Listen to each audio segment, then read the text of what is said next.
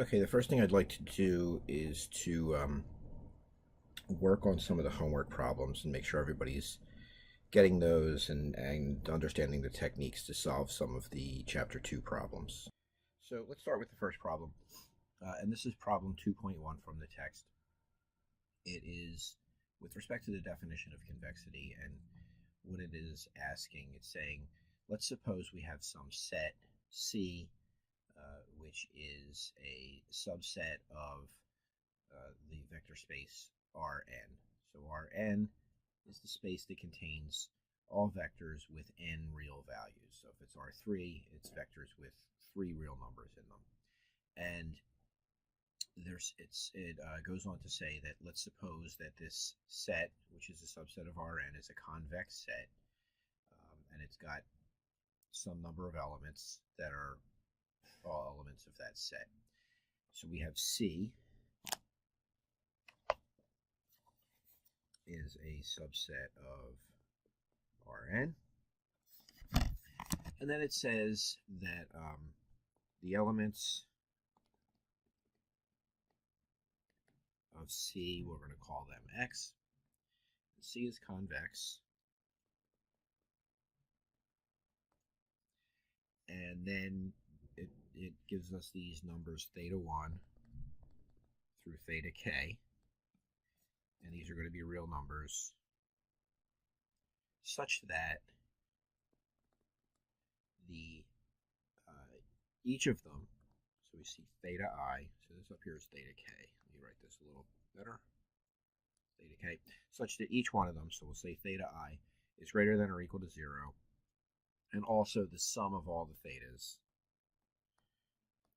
theta 1, let's write it this way, just to be more compact. So sum of I going from 1 to k, theta I is equal to 1. All the thetas sum up to 1. And it's asking us to show that this sum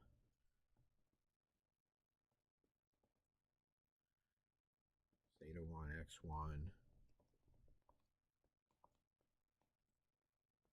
delta theta k xk is in fact in this set C.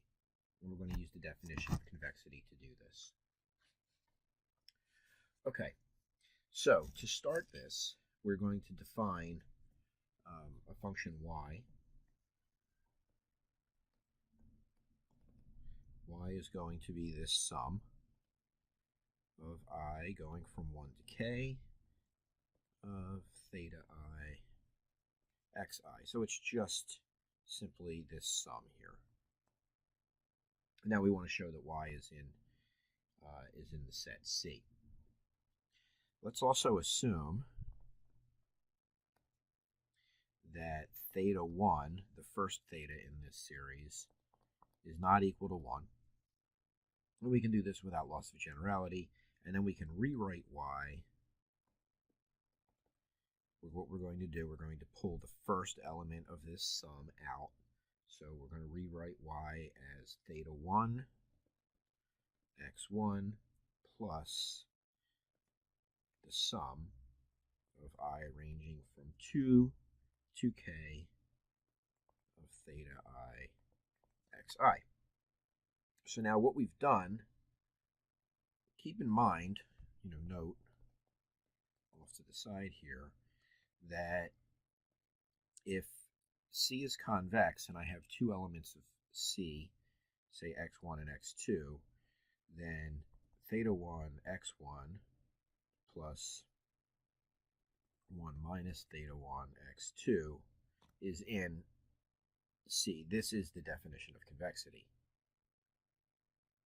So what we want to do is we want to show that this is actually this form. That's the strategy that we're using to do this proof. Okay, so we can further work on this expression for y. And we could say, well, this is going to be theta 1 x1 plus 1 minus theta 1 times the sum of I ranging from 2 to k of mu I xi. So what we've done here is where in this sum up here we have a different theta multiplying each of the x's. All we're doing here is we're saying, okay, instead of a different theta, let's make it a different mu. And how do we get that mu? Well, each mu is theta with 1 minus theta 1 factored out of it, right? So, for example,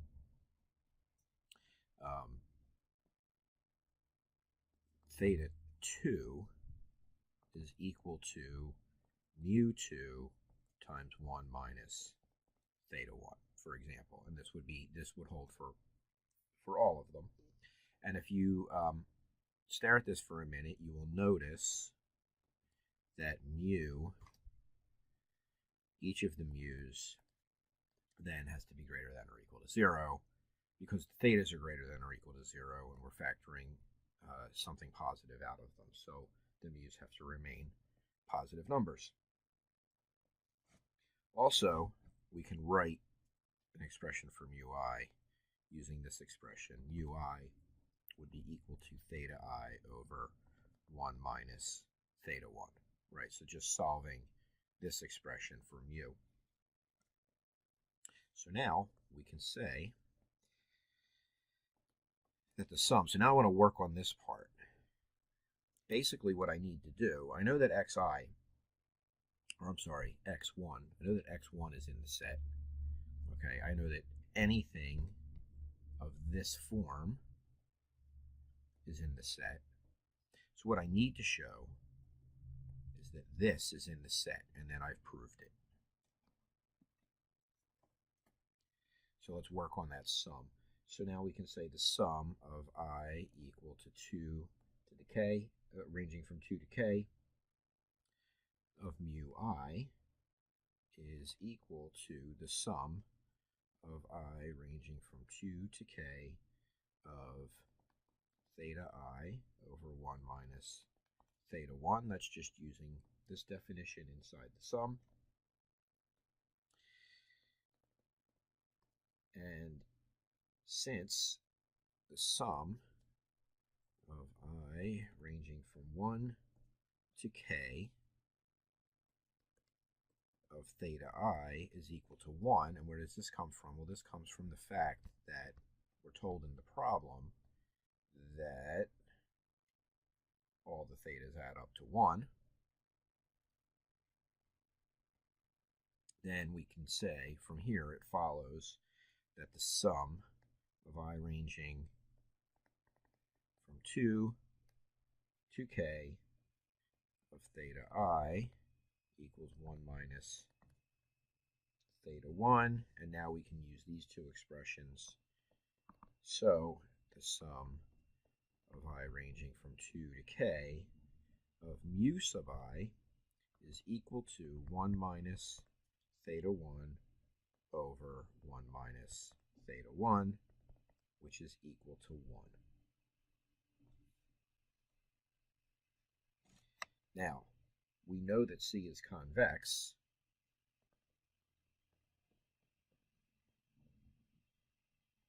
We're told that in the problem, and if that's the case, then the sum of I ranging from 2 to k of mu I xi has to be an element of C by our definition of convexity. So theta 1 x1 plus 1 minus theta 1 times the sum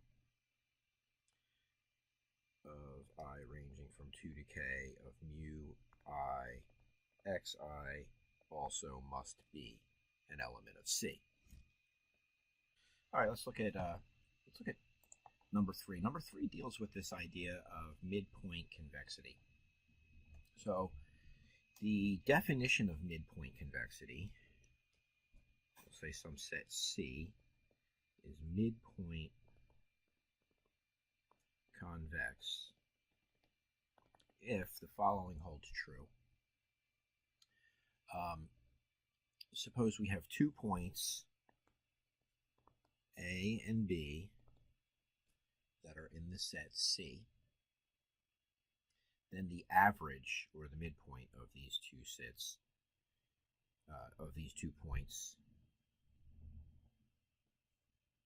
In other words, A plus B over 2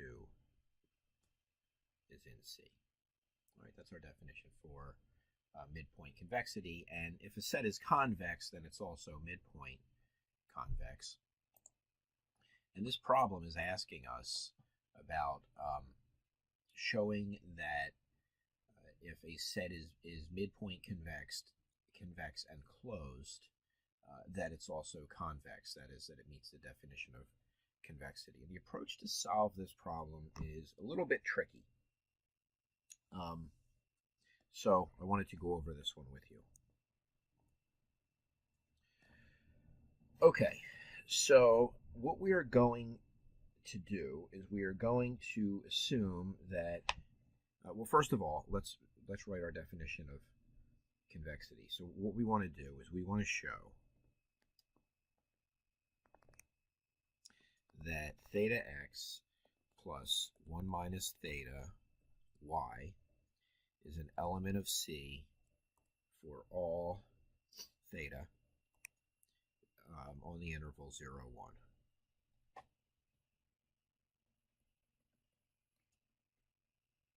That's just our definition of convexity. All right, and the way that we're going to do this is we're going to let this number that we're going to write theta superscript k, we're going to let this be the closest binary number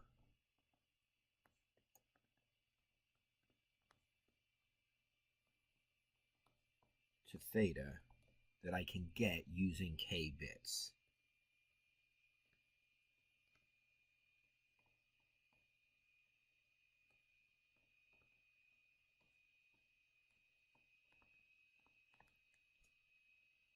The reason for this will be revealed in a minute.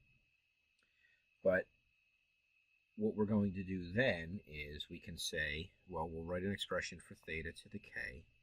We can write theta to the k like this. It's equal to the sum of I ranging from 1 to k of c sub I 2 to the minus I, where the c sub i's are the binary parts. Notice this notation, I mean the interval, this notation, I mean it's an element of this set. It's either 0 or 1. So C is either 0 or 1, and then we have the other part of the expression, which is 2 to the negative power of I. So we've got, these are all powers of 1/2, essentially. And the reason we're doing that is to deal with this 2 in the denominator here. So what you should see as we go through the problem is that this 2 in the denominator becomes very much related to this expression here. So using midpoint convexity, we can say that theta to the k x plus 1 minus theta to the k y is an element of C. And really that's it, but let's understand why we can do this. We can do this because we can iterate through each bit of theta to the k and always have something of one of the following forms. So this is because for each bit of theta to the k, we have it would either be something like, so we could have x plus y over 2. This would be the case where this was 1, right? C sub I is 1. So that would, or we could have something of the form x plus 0 over 2, or we could have something of the form 0 plus x over 2. And all of these meet this midpoint convexity idea. And then we can use these, we can start to sum these up bit by bit to build the expression that we already wrote, this one here. So we can say, okay, if we are in k bits, then by midpoint convexity, that element will be in the set, okay, at the kth bit. And now what we want to do is we want to show that this holds for an infinite number of bits. So, and that it simply does because the set C is closed. So because C is a closed set, the limit as k goes to infinity of theta to the k x plus 1 minus theta to the k y is equal to, this is simply equal to, now keep in mind this is not exponentiation, it's saying how many bits we have. So if theta to the k is the closest representation of theta that we have in k bits, then if we have an infinite number of bits, it's an exact representation of theta. So this expression simply is theta x plus 1 minus theta y. And because the set is closed, this will also be an element of C. And then that finishes our proof. Okay, let's move on to a different one. I want to look at number 2.12, and that has several parts. We'll look at a couple parts. So it's asking us which of the following sets are convex. There's a couple that are very straightforward, so we'll just go over those with you, and then we'll look at something that's a little more complicated. So the first one says a slab. So it's a set of the form x's that are from Rn, where some number alpha is less than or equal to A transpose X, which is less than or equal to some number beta. And this forms a slab. And we can simply observe that a slab would be an intersection of two half spaces. And so an intersection of two half spaces is convex. For part B, it's saying a rectangle. So a rectangle is X is from Rn, where some alpha I less than or equal to xi less than or equal to beta I. So it's sort of a generalization of the slab. And we can observe that the rectangle is an intersection of some finite number of half spaces. Remember, the slab was an intersection of two half spaces. The rectangle is generalizing it, and you can see that it's generalizing it from the form that we're given in the problem. And since it is a finite intersection of half spaces, it is in fact a convex set. Let's move down to number D. So this is 212D. And it says the set of points closer to a given point than a given set. So that is expressed as x's such that the 2 norm, so when we say closer, we're using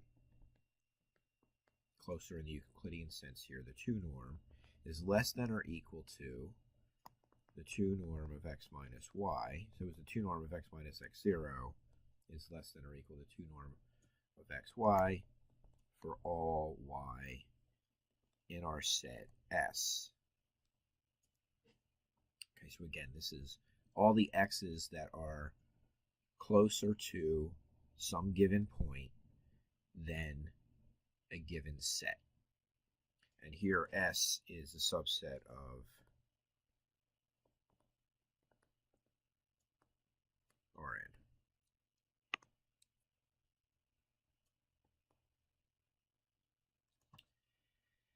And we can express this set as an intersection of some number of half spaces. So we would do that like this.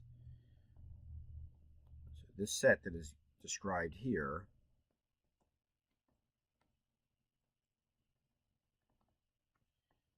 can be written as an intersection of half spaces, and therefore it's going to be convex. Here's how that would look. It would be the intersection for y's that are elements of the set S of x, such that the 2 norm of x minus x naught is less than or equal to the 2 norm of x minus y. And this is an intersection of half spaces because if you look at this expression, this is a half space.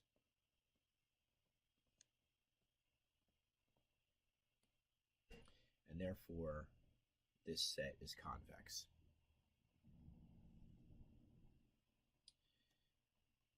Maybe let's look at one more. Let's look at letter G. So G says the set of points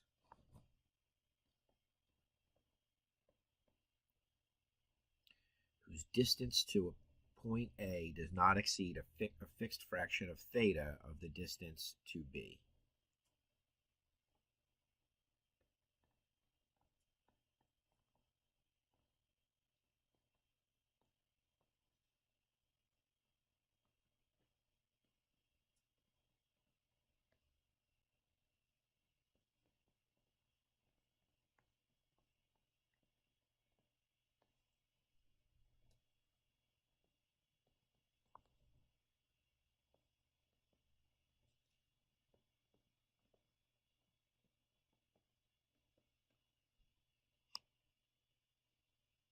So we can write this as the set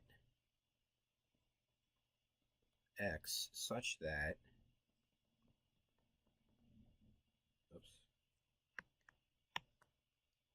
x minus a, 2 norm of x minus a, the distance from x minus a, is less than or equal to some fraction theta, so theta times the distance of x to b.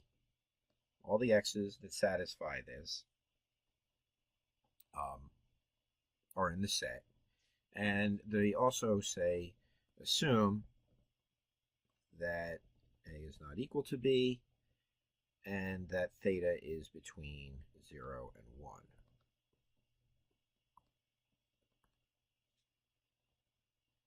Okay, so let's manipulate this set a little bit.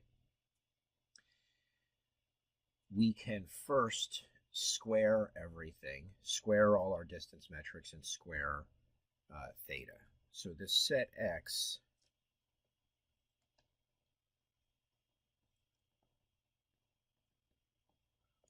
is equal to the set of x's such that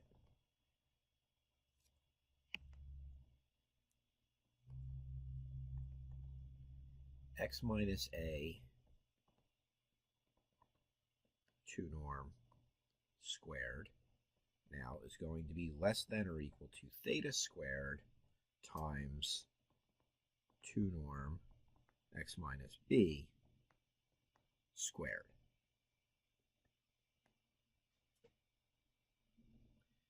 And now we can further expand this. So this is equal to x's where 1 minus theta squared x transpose x minus 2 times a minus theta squared b transpose x plus a transpose a minus theta squared b transpose b is less than or equal to 0. And we can look at two cases that will encompass all the possible cases here. In the first case, if theta is equal to 1, then this is a half space.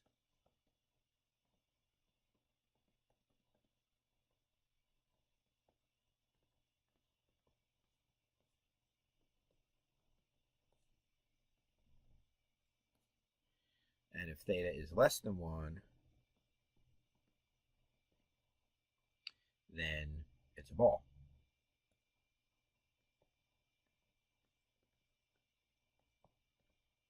And of course, in both cases, it's convex. Okay, I want to. It may not be obvious how we got from here to here. So let's just walk through that real quick. So we start off with this expression up top. I'm just going to rewrite it down here. So we've got x such that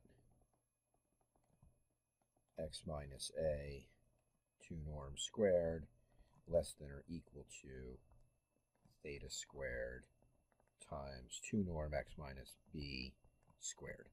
Okay, that's our expression up there. And now let's start manipulating that expression. So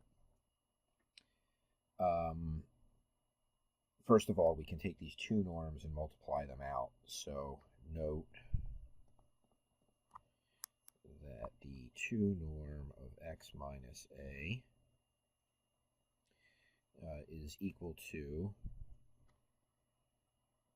so if you think about what this would look like, right, let's just say there was 2 elements in each of these. Then it would be x1 minus y1 squared. Let's just square this. We don't have to deal with the square root. Right, so it would be x1 minus y1 squared and plus x2 minus y2 squared. This is in the case where x and y have 2 elements. And so this is x1 squared minus x1 y1 plus y1 squared plus x2 squared minus x2 y2 plus y2 squared. Okay, now if we look at these terms, if we take this term and this term, we can just write that as x transpose x. And if we take this term and this term, this would be minus x transpose y. And then this term and this term give us plus y transpose y. So we can write that norm like that. So now we can rewrite this expression as follows. We will have x transpose x minus x transpose a plus a transpose a. That all comes from here. Oh, before I do that, first I should say we're going to rewrite the entire expression as x minus a 2 norm squared minus x minus b 2 norm squared is less than or equal to 0. So I'm just taking the right-hand side and moving it over to the left, and now I'll begin to rewrite the expression. So now, working first with this one, it's going to be x transpose x minus x transpose a plus a transpose a minus, and I think I missed a theta squared here. There needs to be a theta squared there. Minus theta squared times the quantity x transpose x minus x transpose b plus b transpose b. And this is going to be less than or equal to 0. And now I can start to group things that are alike. So if I factor the x transpose x terms out, I have 1 minus theta squared times x transpose x. That gives me those x transpose x terms. And then I have an A transpose A term. I'm just going to do these in an order that's going to be convenient for me in the next step, plus a B transpose B term from over here. And then the terms that remain are minus x transpose A minus x minus theta squared. There needs to be a theta squared here. Minus theta squared x transpose B. And this, again, must be less than or equal to 0. And now I'm just going to do one more manipulation. So I'm going to leave this 1 minus theta squared x transpose x for the first term. And I'm going to take this term, this theta, no, I'm going to leave that term alone. I am going to take, let's see, this term, x transpose A, and this term, theta squared x transpose B, and I'm just going to factor out the x transpose. So this is going to be minus x transpose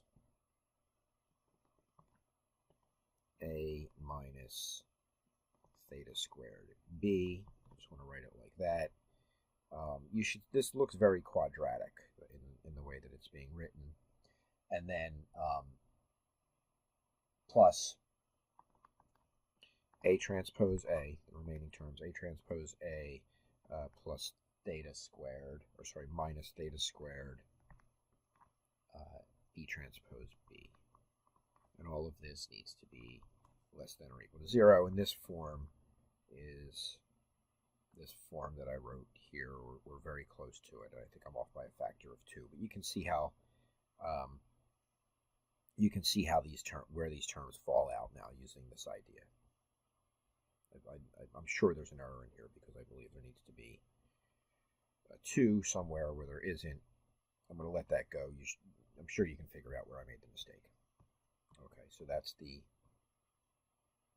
just to try and get it all in focus, that's the idea of what is going on in order to get it into this form. And then close observation of this form shows you that you have either a half space or a ball. If you look at the form for a half space, the form for a ball, plugging in theta equal to either something smaller than 1 or to 1, it just falls into that. Okay, next I would like to look at number 2.19, and I'm going to do part A. So this is linear fractional functions. And so let's just remind ourselves that a linear fractional function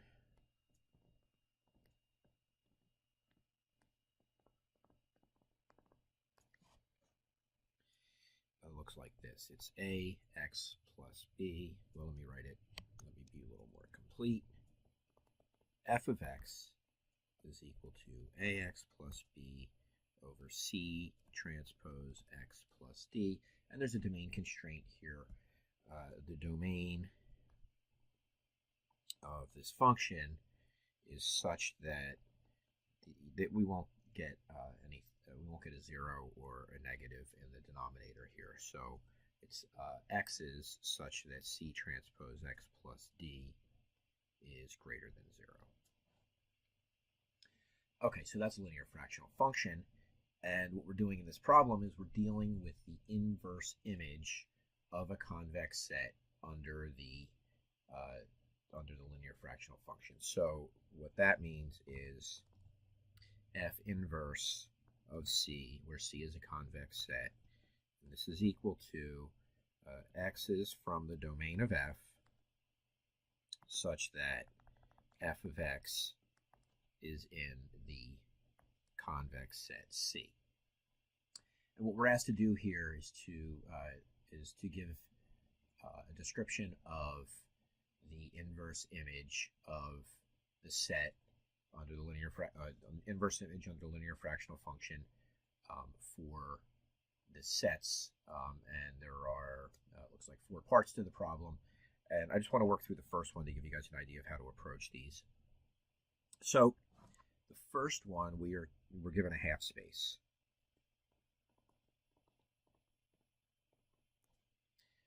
So that it's a half space C that contains y's where G transpose Y is less than or equal to H. So that's a standard half space, of course. We will restrict G from being 0 here. And we want to know what is the inverse image under this set. And I'm just going to rewrite what I wrote originally so that we can start from there. So it's x's in the domain of f, where f of x is an element of C. And here we can put, so let's expand on this. So this is going to be equal to x's in the domain of f, such that G transpose, so now I'm using the definition of our half space. So it's G transpose f of x less than or equal to H. Okay, and I can go from there. So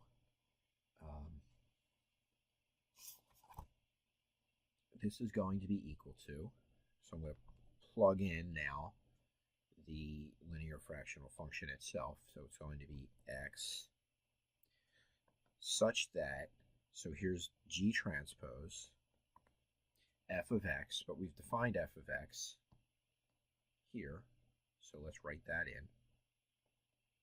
So it's G transpose ax plus b over C transpose x plus d, there's our linear fractional, is less than or equal to H. And of course we need to now include the domain constraint C transpose x plus d has to be greater than 0.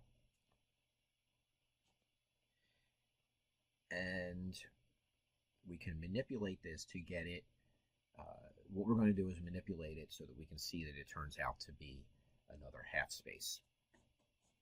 So first thing I want to do here is I am going to multiply through the G transpose here. So it's going to be x's such that G transpose ax plus G transpose b over C transpose x plus d is less than or equal to H. This domain constraint is just going to carry through. I'm not going to keep rewriting it. We'll just assume it's in every line. And now I'm just going to manipulate this equation. So this is going to be x such that G transpose ax plus G transpose b is less than or equal to H times C transpose x plus d. So I'm multiplying both sides by C transpose x plus d. And now I'll multiply through. So this is going to be G transpose ax plus G transpose b less than or equal to H C transpose x plus HD. And now I want to get all the x terms on the same side. So this is going to be x's such that G transpose ax minus H C transpose x, moving this guy over, is less than or equal to, and then I'll put all these other terms. These terms are going to be constants, G transpose b plus HD on the right-hand side. And now I just need to manipulate this a little bit further, and it'll become very obvious that this is a half space. So this is going to be x's such that what I'm going to do is I want to factor out the x here And I'm also going to write this as a vector transpose times x. So I'm going to reverse the order here. Let me write it and then I'll explain it. So what I'm going to write is it's A transpose G minus HC transpose X less than or equal to HD minus G transpose B. Got a sign error here. G transpose B. So what I'm doing here is that using the idea that let's say AX is equal to X transpose A transpose, right? Just using that to get this into this form. So now what we have here, this is a vector transpose times another vector less than or equal to some constant, and that's the definition of a half space.